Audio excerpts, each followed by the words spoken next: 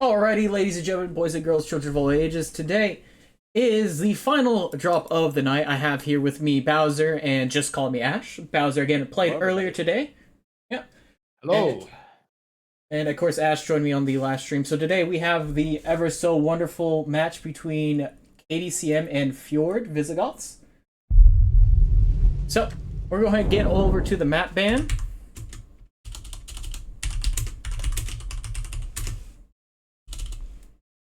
Gonna tell the teams they're good to go.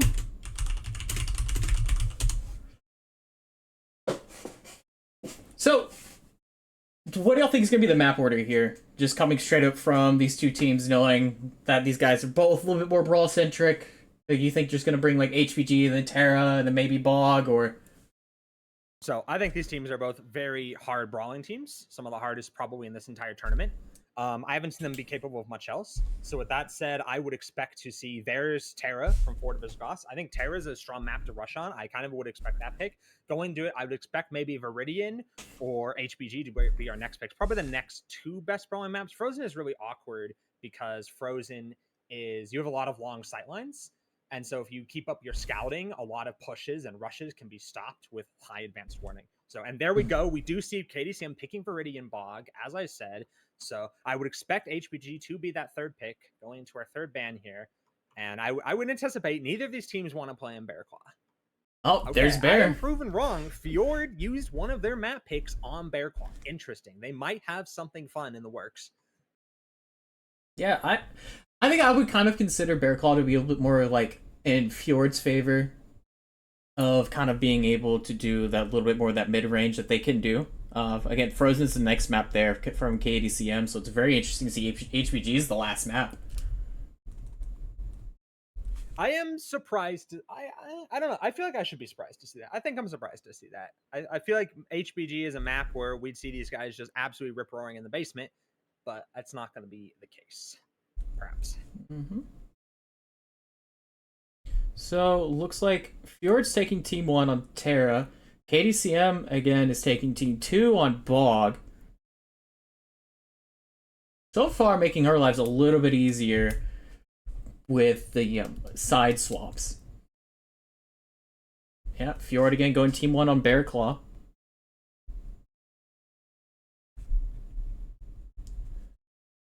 And there's the side swap finally.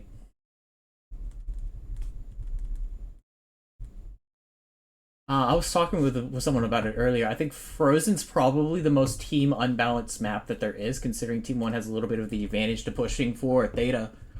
But I think you guys in Vile showed a really good way of being able to deny Theta pretty quickly and early on. Correct. We proved that there is not much of a disadvantage in the sides on Frozen City. I would say objectively, South side is worse. You have to navigate more obstacles, and you can potentially be crossfired a little bit harder. I think the distance is straight up longer. I could be wrong on that. I would say Bear Claw. Bear Claw is the map where side advantage is a real thing. North side on Bear Claw is straight up at a disadvantage for taking Theta. They are further away from the cap, and they have worse sightlines onto the cap. They do have other power positions on the map, such as the big D7 ridge. I anticipate we'll see Visigoths, as they picked Team 1, use that D7 ridge, of course. But like South side is just straight up better for playing Theta. So I'm a little bit surprised to see that they gave KDCM South side. That might be part of the psyop for picking Bear Claw. We'll have to see. Yeah, or maybe they're just more confident on that side. So again, the map order is going to be Terra, Bog, Bear Claw, Frozen City, and HPG, with really only one side swap after the third drop. So could we see a 3 out? Could we make this go to drop 5? I hope it goes to drop 5. Again, like earlier today, I really enjoyed casting the Potato Carry Society versus Mantra match, where Mantra was able to pull it out by winning 3 maps in a row. So yeah, I don't know. What are y'all's predictions on this? I honestly predict it's going to be a very close series. I think both of the teams are pretty well evenly matched in skill, and I think we're going to see a drop 5 tonight. I think Visigoths have definitely put in the time and effort to practice. That's why they're here in the top 12. That's why they did play the invitationals. I believe they played the invitationals, so that's kind of why they're here. Okay, interesting. I think it'll be a 4. I think we're going to go to 4. I think KDCM will drop 1, and it might be on Bog. Bog is one of those things where if you mess up, if you are going to push at each other, I think one side, if you mess it up, you're done. You're done. And I think that's maybe the tipping point map for me. We'll see. We'll see. Yeah. So while we're kind of waiting on Fjord to kind of get locked up here, I'm gonna bring us over to the map strat here just a little bit, just kind of talk about some of the power spots on Terra. Even though we did get to see some of it earlier today with the 3-way tie between Fjord Focus, 228, and Esrot. So again, we kind of talked about say the DSC game versus the 10th Lyrian was very interesting for control spots with DSC basically spread out all over the map. That was and you also had Ghosty in Hunchback 2C, basically way off in a corner, essentially able to have like complete control of Gamma between the Hunchback and then that Direwolf that was all the way up in like the Echo 5 spot. Absolutely, and I think it's something a lot of teams are not used to when playing Terra Firma, but I think it's something people have to expect. The reality of Terra Firma is playing around the terrain is the biggest advantage you can get. There's so many peaks and spires that shoot up into the roof of the map that you can. There's tons of places to jump down and scout off of. For example, the big volcano coming from mostly Team 1 dominant side, but of course we have seen Team 2 in the past push mechs basically right at that to try and take that volcano, and it has actually worked. So I expect to see some of that coming into this match. Obviously, we saw DSC earlier playing way behind Gamma. They basically had, for those watching earlier, they basically had something like, they had a guy basically right up there or so, and then they had somebody right up there or so, and that allowed them to hold Gamma for way longer than they should have. And so I think teams don't expect that. Teams not expecting that. You can do very similar things on Epsilon too, for the record. Epsilon is very similar. You have a lot of spots around, said, the back of the map, even around set like that, where you just can't really contest them if your lights going in Epsilon here.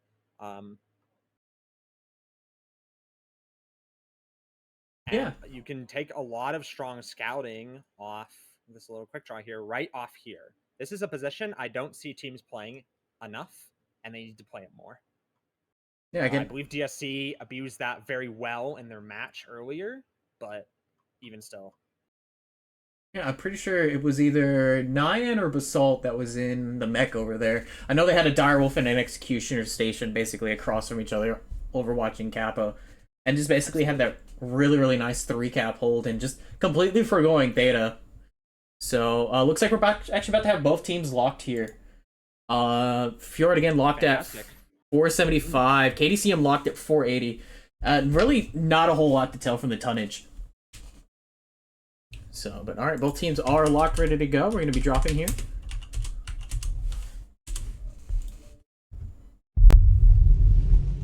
I think sometimes tonnage can be misleading, like our game last week. I remember one of the casters saying, oh, we're 15 under, we're up to something. It's just like, no, we just couldn't work out what other mech to pick, so that will do. Yeah. Yeah, it was a conversation earlier with Tios where it's like mechs at this point, you're not really looking at tonnage anymore, as you're looking more for specific hard points, quirks, everything. So like your 45 tonners are significantly better than 50 tonners, so there's no reason to ever bring them. Mm. And you can move the tonnage elsewhere, bigger mechs, smaller, different roles. It's especially on things like the larger maps, Bear Claw, we can do nonsense. The thing with tonnage is that's very important. Is it's all about like looking for tonnage deviation. That's really what it's about. The difference between 475 and 480 is more or less irrelevant. But you start seeing like 465 against 480, yeah, you have to suspect something's up. So, oh, we don't 460, yeah, definitely 460. There's some sneaky shit going on. All right, so I'm gonna push towards the Kappa spawn area here. So I'll wait for the teams to kind of drop in here for a minute. So far, already looking at the team sides, it looks like Fjord has a bit more of a DACA push or receive essentially, with a Madcat Mark IIB, a Kodiak 3, but they also have an SR6, so that's probably going to be large pulse AR mediums if I had to guess.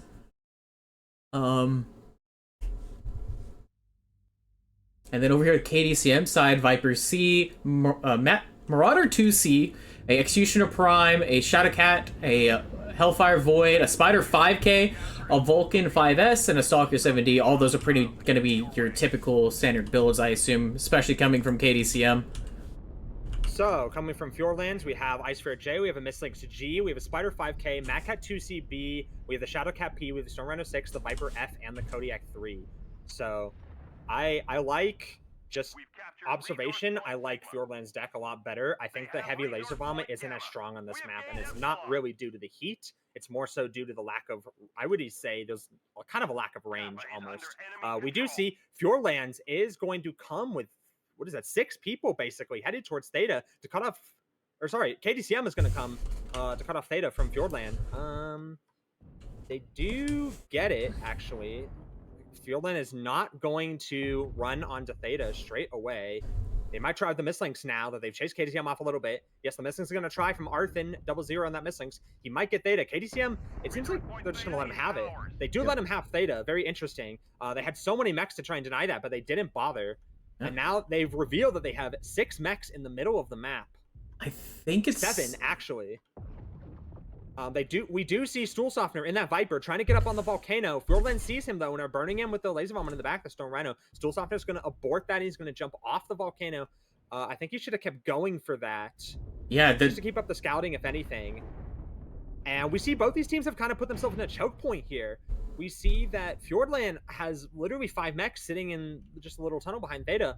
Meanwhile, KDCM is kind of, it's very similar actually in one grid square with all 3 of the assaults, Teos and the Executioner, Snack and the Stalker, and Eats only heads in the Marauder, all covering the same angle. I don't really like that. I would like to see, we do see Teos moving a little bit. I'd like to see a bit more of a spread on these assaults here from KDCM. I will definitely say I do like how Logic and Jay are kind of playing in tandem with each other. Again, the Vulcan against Snubs and Mags, and you have the Shadowcat with Plasmas and AP Gosh, kind of both pop-tarting at the same time, really effectively using teamwork to really start damaging opponents at such a close range. So we do see dual Stool Softener trying to come back around the Fjord firing line, but it is... and he's down to 57. We do see that. He's getting himself absolutely drilled. TCT open. Theta for some reason. He's standing on the Theta cap. If KDCM realizes this, he will be a free kill. And Revan in the Shadowcat not doing very well, down to 69%. Worse for the wear. System already... Atreus in that Kodiak down to 80% as well. The trades are going pretty well for KDCM. Eats only heads down to 72% on the Marauder. Orange is getting hurt, but of course it's a Marauder. Yeah. And he's going to be quick. Oh, we see Noble Seed push way up in that Stone Rhino. I think they're so confused. I think Fjord is going to push into him. Teos had great angles in on Noble Steed. Revan goes down. Teos did finally get that angle. Fjord is going to try and jump on Teos with the light pack and with the assaults. Teos is down. Very good pick, Fjord. But at this point, they're 3 versus 5 at least with the assaults.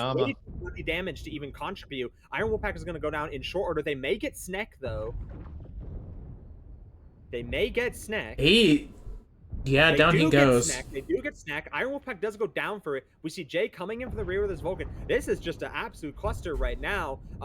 Fjordland's assaults are pushed up. East is down. So at this point, Fjordlands has traded 1 for 3 on the lights to the assaults. Fantastic trading for Fjordland on the light pack. It's unfortunate Andy's down. So much damage early. We do see Andy going down there. System of Trace getting shot in the back by Stool Softener and the Viper. He's going to be the focus of KDCM's light pack. Call Me Gil and Stool Softener are going to take him out in short order here. Jay's taking a lot of damage. Jay might go down to Noble Seed eventually. He's not legged though. Logic Prime still pretty fresh. Arthin 00 in that Mistlynx. Very fresh, but I think ammo is going to be concerned for that. System's down. He's self-destructed. Stool goes down. Stool Softener goes down. This is closer than it looks. Yeah. Logic Prime self-destructs. Oh, that's terrible. Yeah. We're going to start going to the cockpit view at this point. So Eco Ninja is one shot on that Ice Fair in the lava, unfortunately. Zelnega overheated his leg off, but he is still with all of his guns. He almost just overheated himself again. It's a 2v2. Jay overheated himself. Oh, no. Oh, yeah, it's still a 2v2. Arthin has ammo. Arthin has ammo to win this, but Call Me Gil has the range and the speed. It's a 6v6 right now. The cap is in favor of Fjordlands, notably, because KDCM let them get Theta. They let them have that cap. Fjordlands is ahead in the caps, notably, by a lot. Call Me Gil gets legged. Oh, no. Yeah. Call Me Gil is going to be short order for Arthin 00 here on that Mistlynx. Yeah, and Artillery Hamster we see is legged, but he's coming in for the side shots.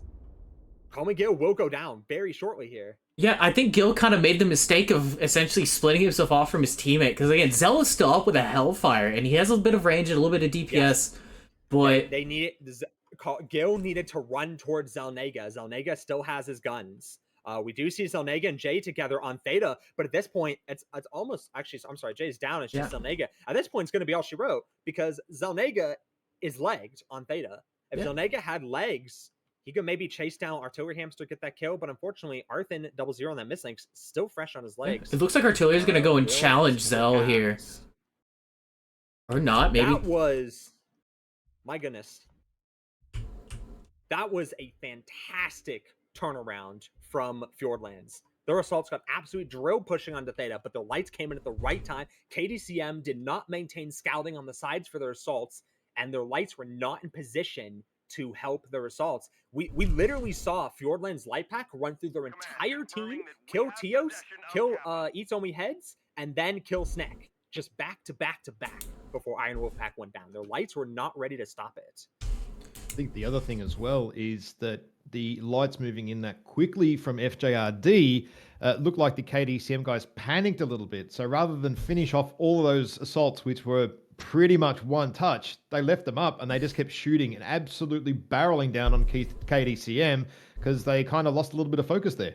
Yeah. So we do see Artillery Hamster is going to take the fight with Zelnega. Is he going to win it? Zelnega still has all of his weapons. Artillery takes a big hit there. This is pretty much just for pride at this point. I think he cooked his leg. Artillery's winning. Zelnega's not able to land the shots on the Spider, who's very well leg shielding. Artillery Hamster's doing a great job leg shielding. He does finally get him, though. Zelnega shutting down due to heat. Just about dead there. Yeah. So I think the one thing was Fjord recognized the fact that they were playing KDCM's game at that trade. Because, again, KDCM's going to have, with a big, heavy vomit, it's going to have those better trade opportunities at the early start. That's why their assaults for Fjord were taking so much damage. I think they recognized that and just dove. Because they needed to bring the DPS aspect of the Daka into the fight. Absolutely. And we do see Arthen is going to come in for the Void, just, I guess, to speed up the match. They're calling where the Void is. 1v1 between Arthen and Zelnega. I think Arthen can do it. Yep. Arthen gets him. And that is going to be drop one for Fjordlands. Incredibly well played. I really did not like KDCM's deck. I'm not sure why they took a bunch of laser mechs, a bunch of slow laser mechs, and pushed the middle of the map. You're pushing into Fjordlands Daka, and that's exactly what we did. Looking at the damage here, we see System Atreus getting 674 damage in that Kodiak, despite taking a lot of pressure, and despite his assault teammates not able to help too much. We see the Noblest in the Stone Round of 6, 342, and then Andy in the Mechat, 280. So Atreus got more damage than both of them combined. Yeah. So very important to point out. And we do see Arthen with a huge damage number, 521 coming out of that mislinks for Artillery Hamster, 402 coming out of Spider. Honestly, fantastically well played by Fjordlands. Yeah. They're here to win. Yeah, Zell, again, out-damaged his entire team at 710. The next closest was going to be 510 from Logic Prime with that Shadow Cat. So, but of course, in Zell doing so much damage and KDCM taking such a hot build, he blew his own legs off via overheat, which meant he could not contest the light fight and he could not save Gil, the only non-legs light on his team, from getting ran down basically 2v1 by Fjord's leg spider and, of course, the unlegged mislinks.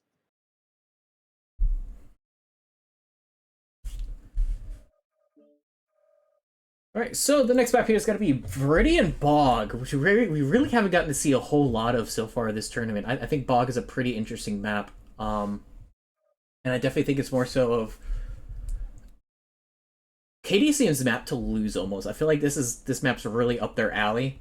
I've also gotten to play KDCM on this map, so I am curious to see what they bring to the table. I haven't really gotten to see Fjord play on this map, so would assume they're probably going to do the pretty standard Daka hold off the Team 1 side.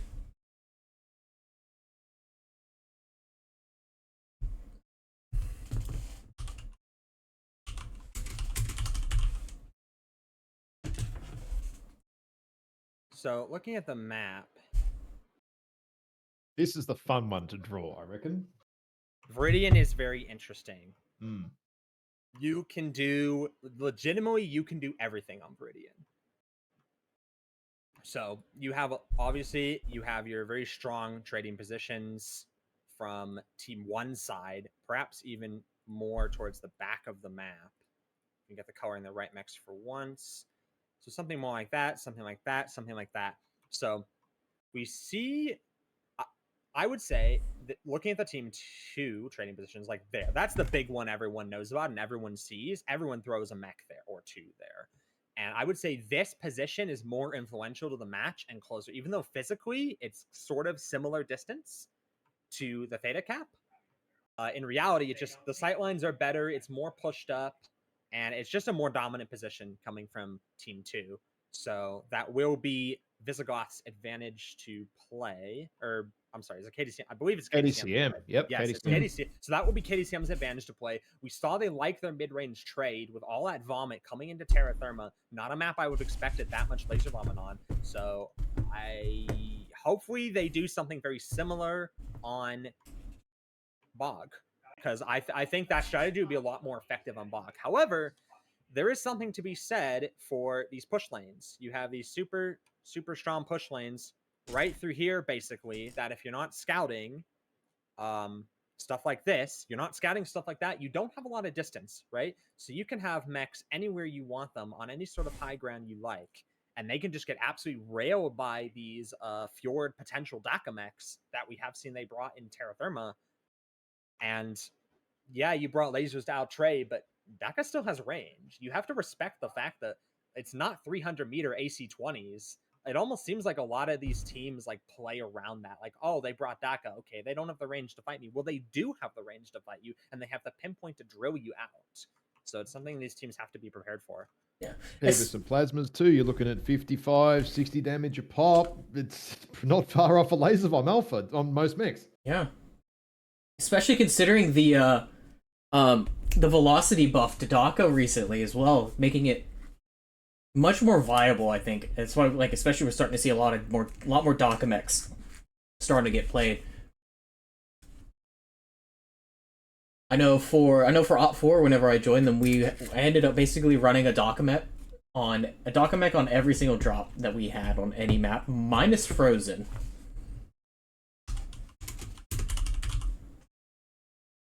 Team 1 went ahead and locked here. So they got 3 Charlie, 3 Bravo, and 2 Alpha coming from Team 1 of Fjord. 2 Bravo's interesting. I wonder if... You'd have 1 there maybe if you were going to Epsilon, but 2, unless you're putting like someone up high to be long range to watch that Delta 5 or Echo 5 ridges and the low ground. Yeah, 2 in B5 is interesting for FJRD. I think they're sending 1 to 3. Epsilon and then 1 to Delta. 3 in Bravo. Yeah, I think you have 1 trader, 1 capping Epsilon. I think you have another light scouting Delta 5.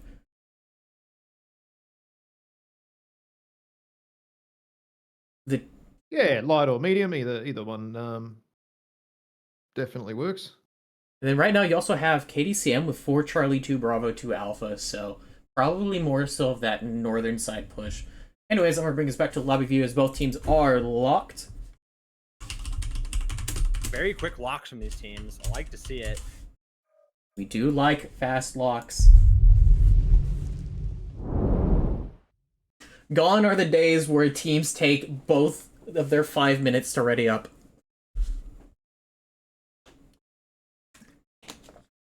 Just kidding. I think one of the teams ended up bringing like 4 minutes and 30 seconds before they locked.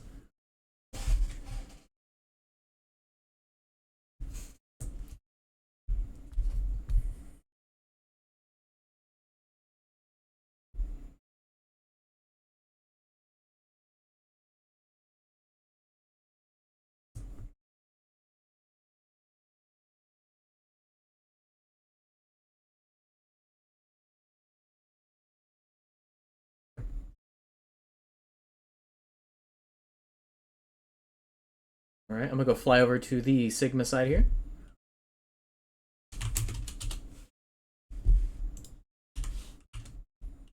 So from KDCM, we have a Summoner B, a Charger N7, a Mislinks Ebon Dragoon, a Spider 5K, Crusader 6T, Shadowcat, a Longbow Overcharge, and a Zeus Skoko. I think this is definitely going to be a big old heavy push from KDCM.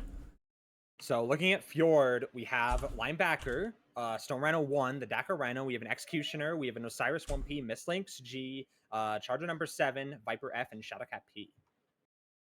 So I would like to think both these teams are going to just full send into each other. The N7 is 2 binaries and 4 regular medium lasers. And then the Crusader is 3 light PPCs, 11 small lasers. And then the Summoner B should be like 8 SRM6. Yeah.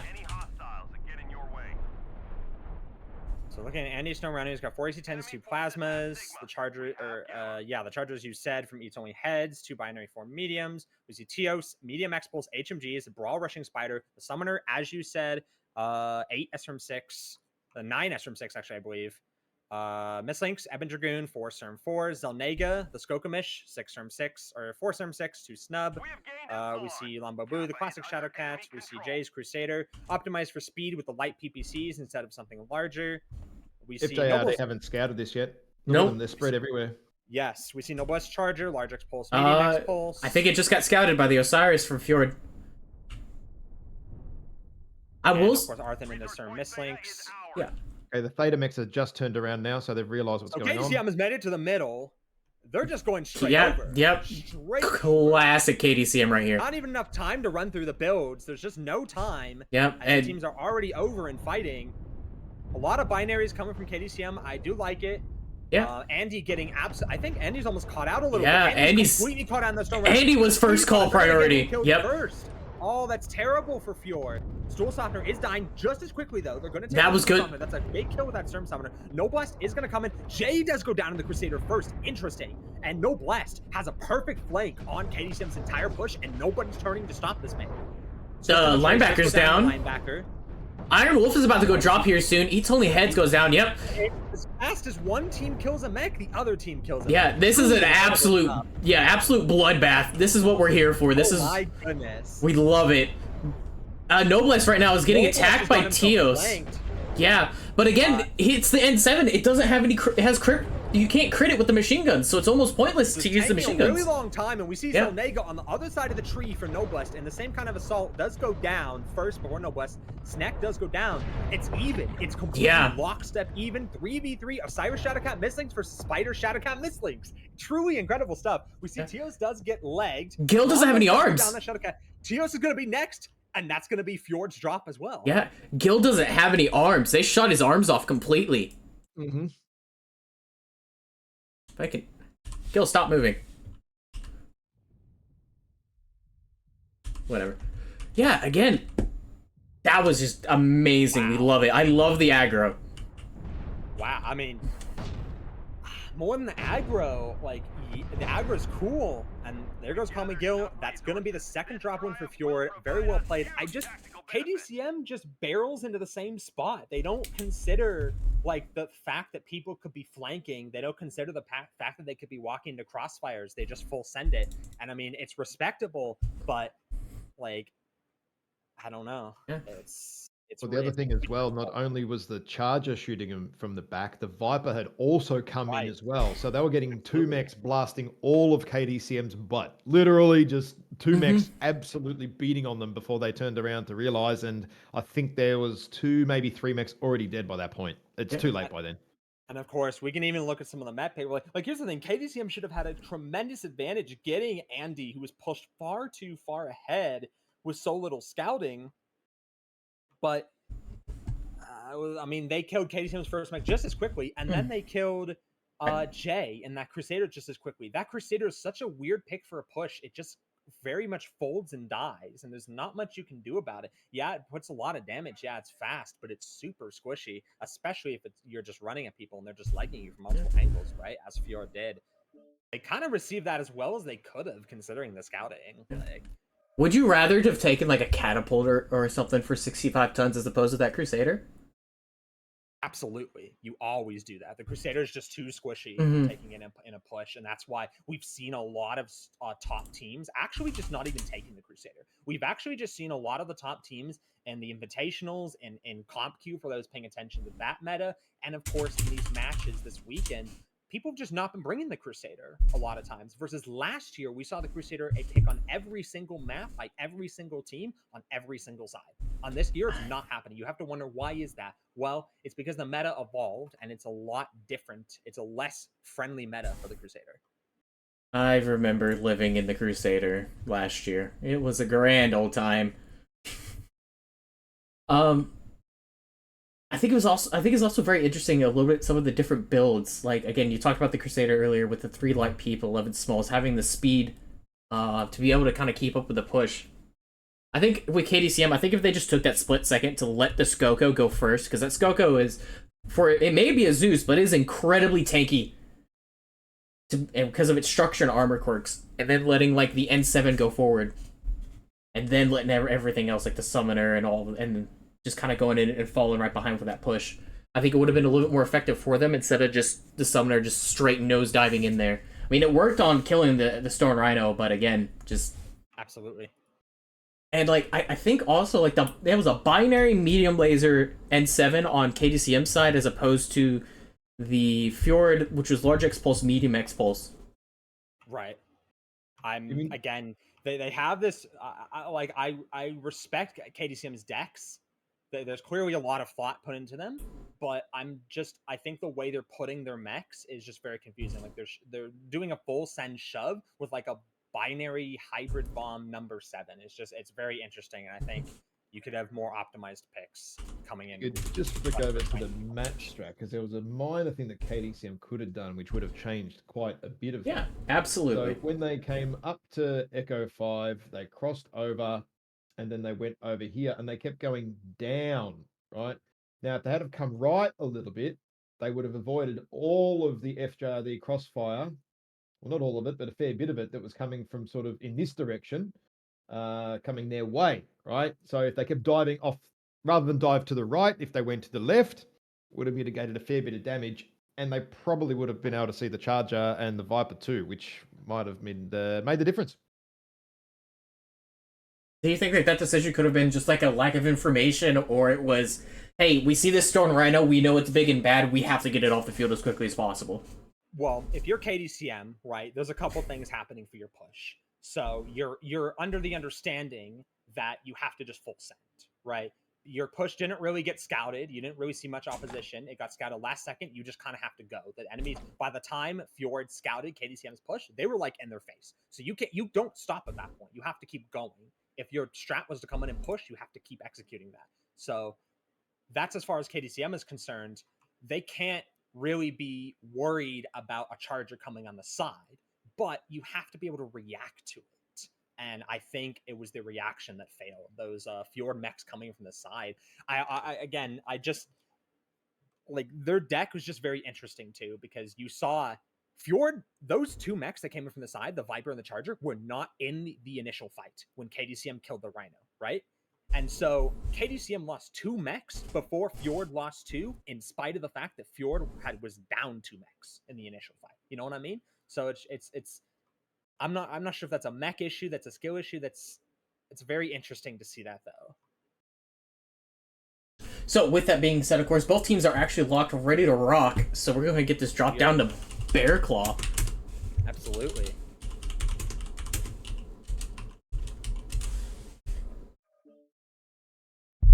You know, kind of sad again. We don't see really any Thunderbolts so far coming from either teams at all, really. I think Thunderbolts are incredibly strong, especially on those past 2 maps that were dropped. I'm not sure. That sounds like a absolute crackpot take, to be honest with me. I could see where they could be very niche, a niche application. We might see something like that come towards the end of the tournament this year, but I would be shocked to see them before that personally. They're just far too niche in any sort of competitive environment, much like the LRMs of the past. Yeah. I'm flying over to the Sigma side again. All right.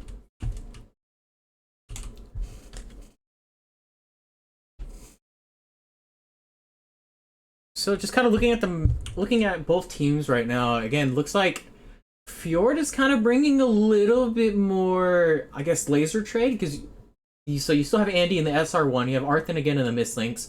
Artillery Hamster in the Cyrus 1P, a highly DPS damage machine. I think that was your theory crafting, if I remember correctly, when the pass happened.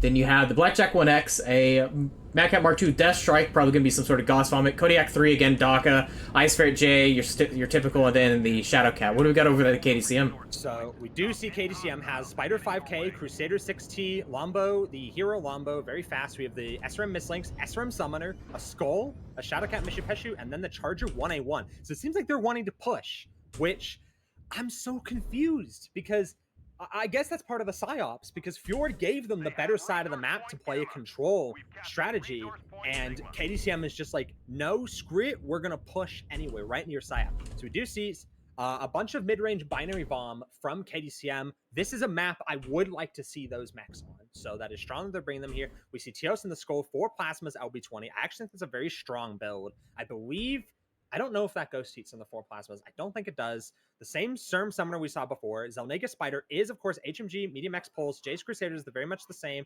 Artillery Hamster, Osiris very much the same. Eco Ninja, Ice Ferret, Small Pulse. Arthen's Mistlinks, the same. We see KDCM the are very same split Kodiak. here. Very split KDCM. Next everywhere. Uh, Their light is isolated.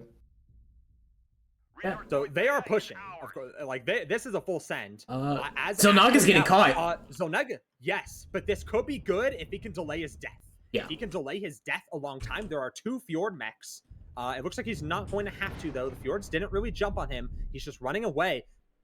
I don't know if Fjord saw the push. They did. They shot at him. They shot at Jay. Okay. Yeah. So Tilly Hamster is aware. So KDCM at this point is in a 2-way crossfire.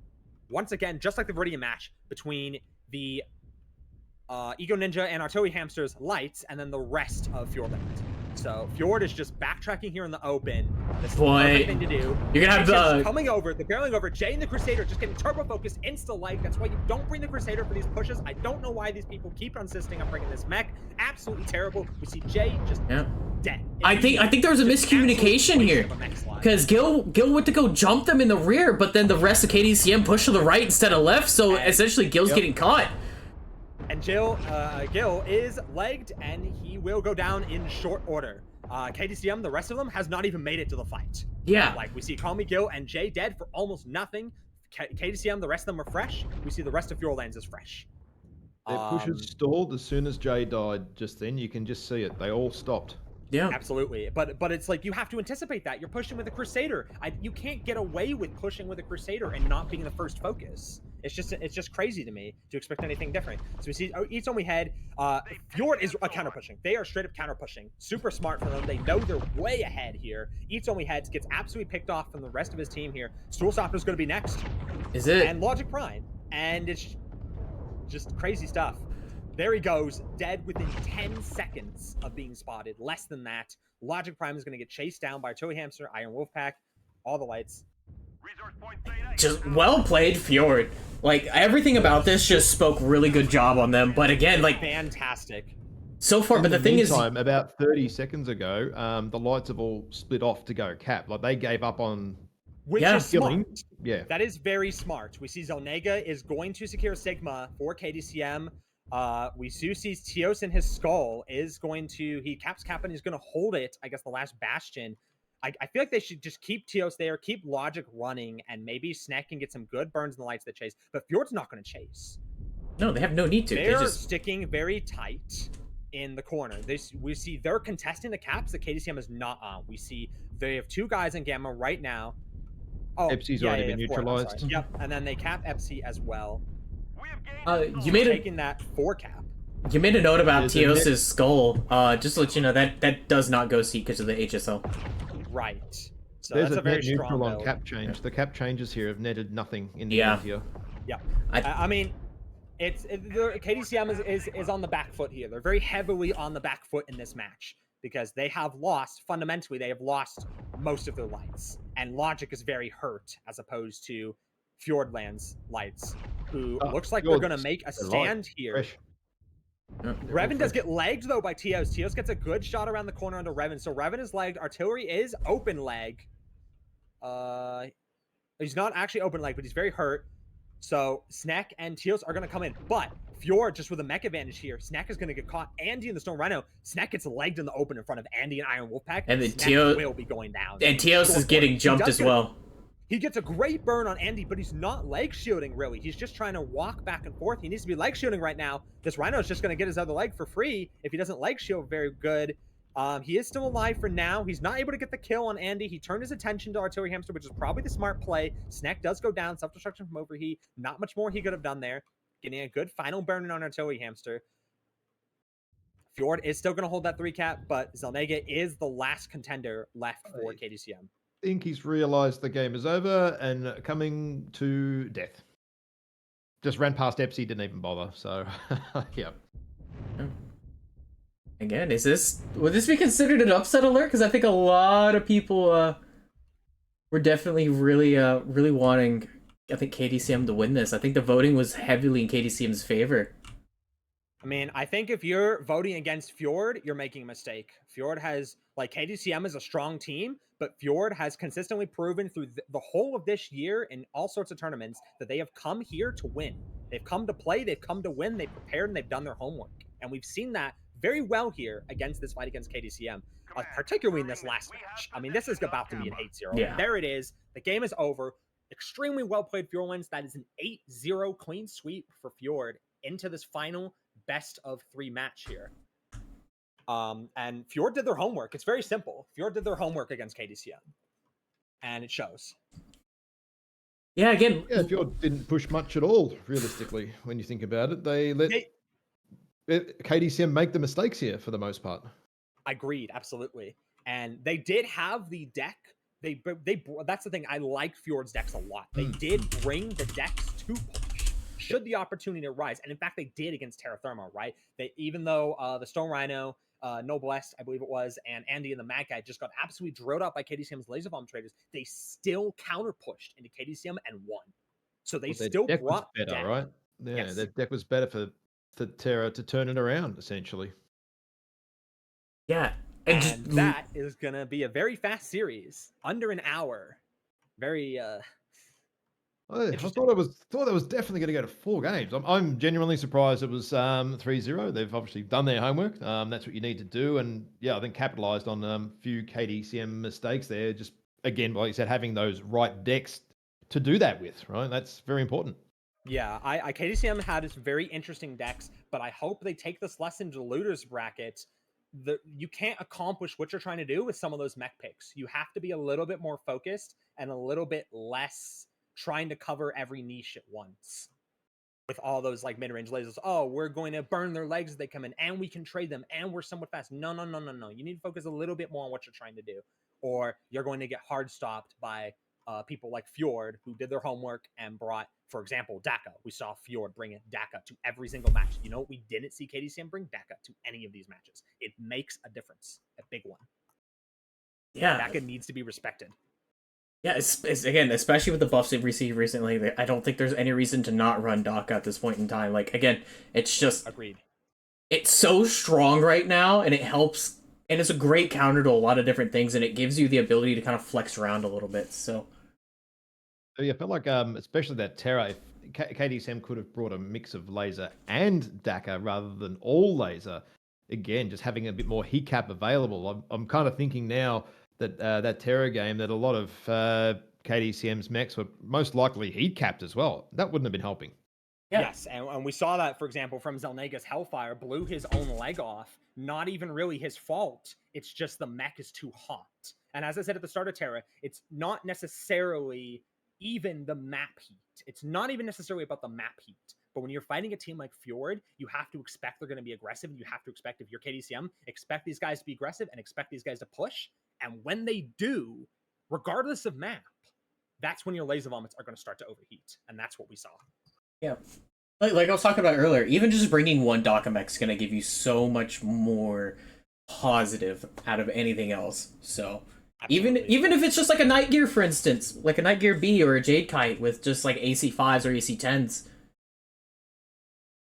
So hell, I think you could justify a lot of picks on Terra Therma. I think you could justify an Ilya Murametz if you're KDCM on that map. expecting to receive a Fjord push. You can absolutely even like Ilya Muromets, very high DPS, very high armor, a little bit on the slow side, frees up tons compared to something like a Nitro. There's so many options for you that you can pick, but not these laser vomits that just crumple when you're walked at. So, but anyways, ladies and gentlemen, let's kind of go ahead and call it there for today's match and for the rest of the tournament. Next weekend is going to be the next set of games, where I do believe we're going to have some teams exiting the competition next week.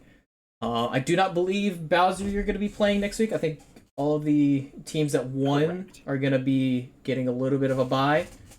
So, again, everyone, thank you so much for stopping by. Again, thank you, Ash, Bowser, for stopping by and helping me out with this cast. Thank you for having me. Of course, and with that being all said, I will catch y'all on the flip side. See you.